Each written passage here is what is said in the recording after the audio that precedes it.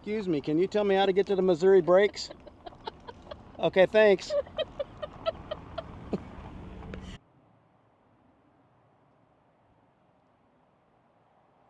Hey everybody, Keith Dotson here in beautiful Montana.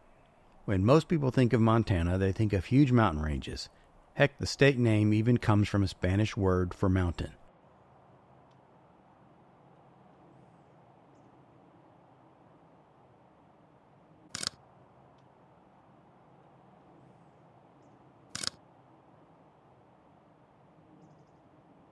But the truth is that vast parts of the state consist of rolling prairies, grasslands, and badlands.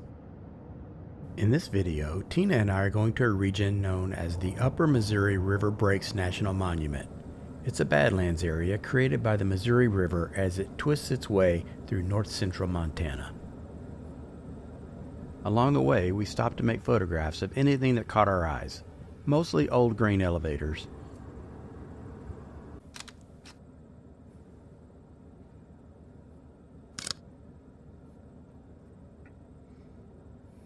Even out here, we got stopped in a traffic backup.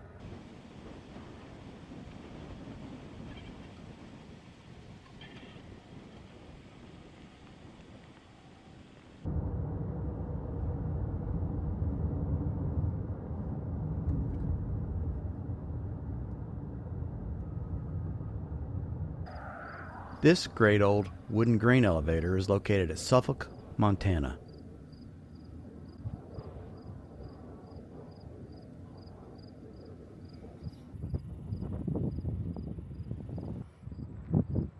I shot it with my medium format Fuji GFX100S.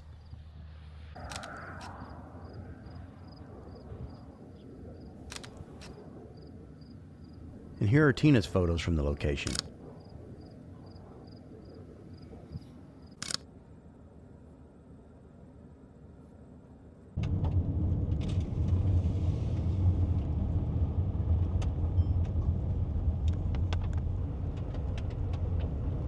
Get that.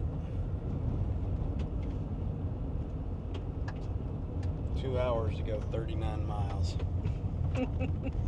The Missouri Breaks got its name from the Lewis and Clark expedition, which was an exploratory journey funded by President Thomas Jefferson to travel and document the vast western regions the young United States had just acquired from France as part of the Louisiana Purchase.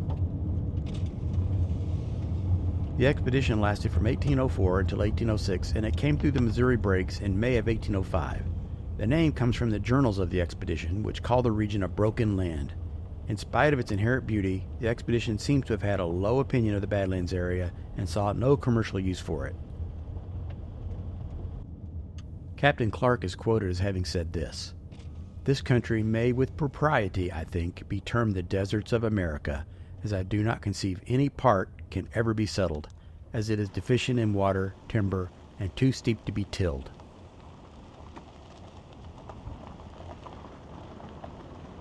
What's this? Stafford Ferry. Whiskey Ridge. Well, Whiskey Ridge sounds pretty good right now, but I guess we'll stay on the block management area.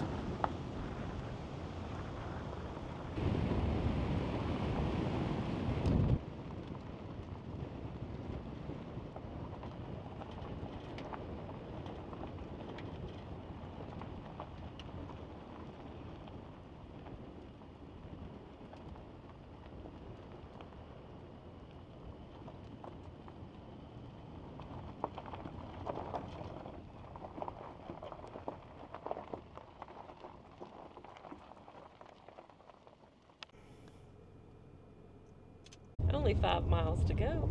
Entering something. It said entering something on those little tiny signs back there.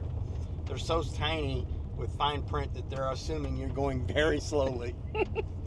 It's like if you can read this, you're going the proper speed for this road. You're doing 18? What are you doing? Yep. Currently doing 18.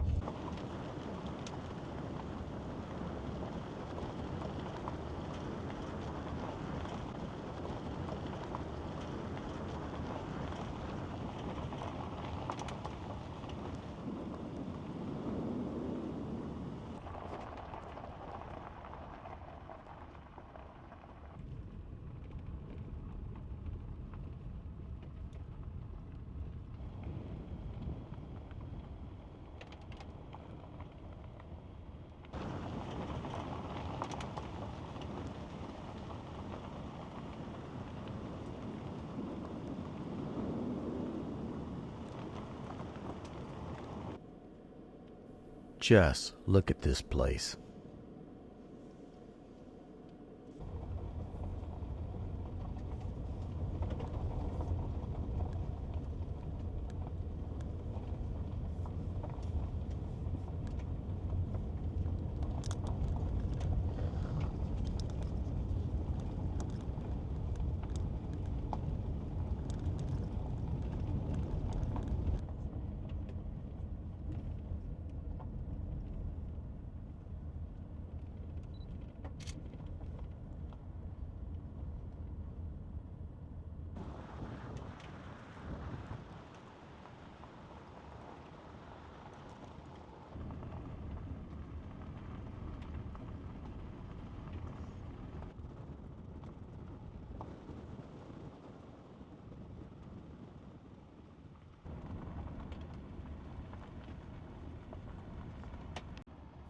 At the end of the steep descent into the valley, the road levels out and runs along the Missouri River for a while.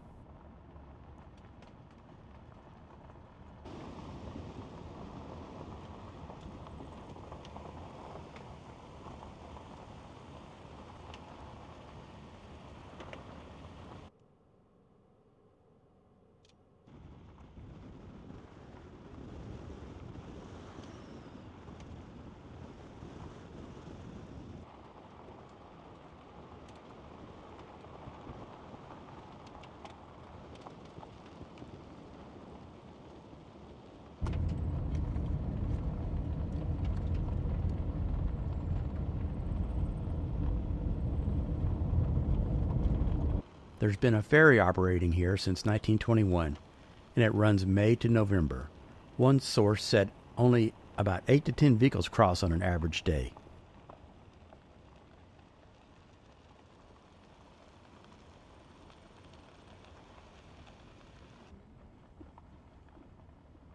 Want to shut her off?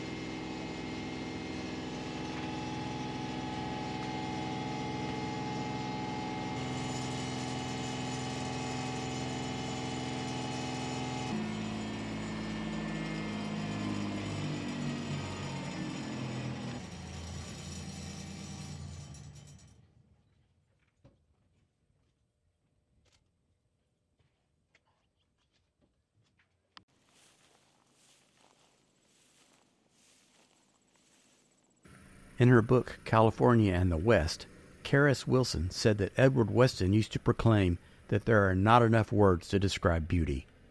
This stunning valley was one of the highlights of the trip for us. In places like this, I can understand his sentiment. As you gaze with your mouth open, it's almost a fearful experience. The awe washes over you in powerful waves. How can a person describe a place like this with words or even with a camera?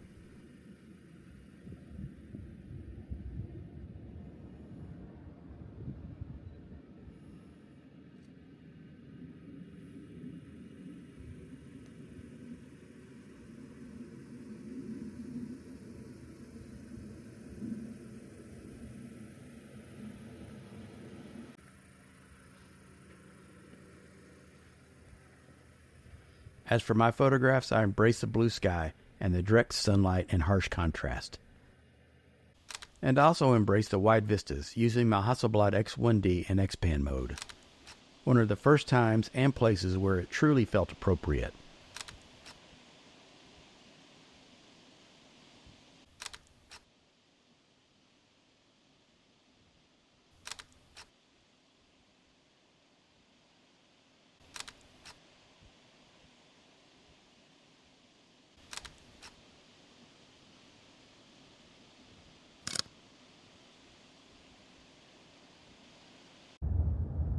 After shooting the river and the basin surrounding it, we continued along the dirt road and up out of the valley, where more delights awaited us.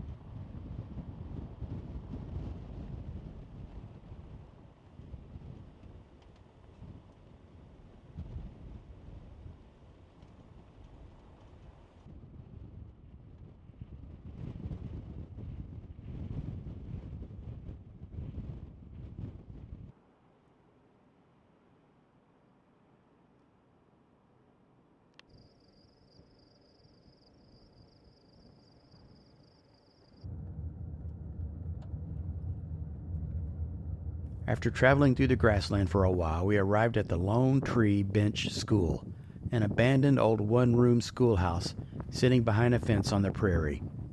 I understand that it closed permanently in 2004. For me, the most evocative part was the tiny playground, surrounded by so much grass, so isolated, so lonesome. This surely must be the most isolated playground in America. Pardon the unusual viewpoints, I let the Pocket 3 run while I snapped off photographs with a medium format Fuji with a wide-angle lens. After that, the Sony A7R4 using a telephoto.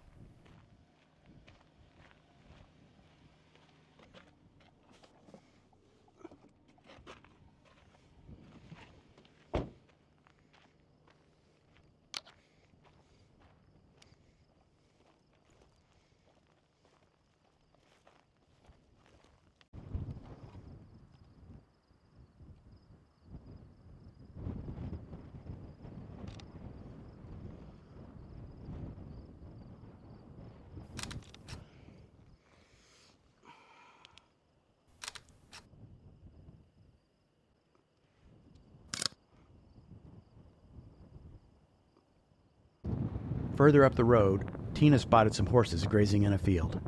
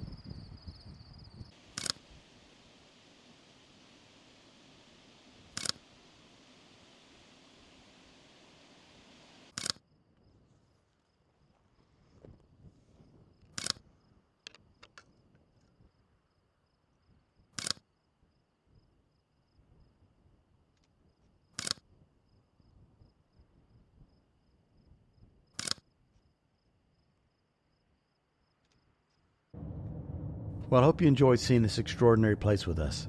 Thanks for watching. You can find all of my black and white photographs on my website at keithdotson.com.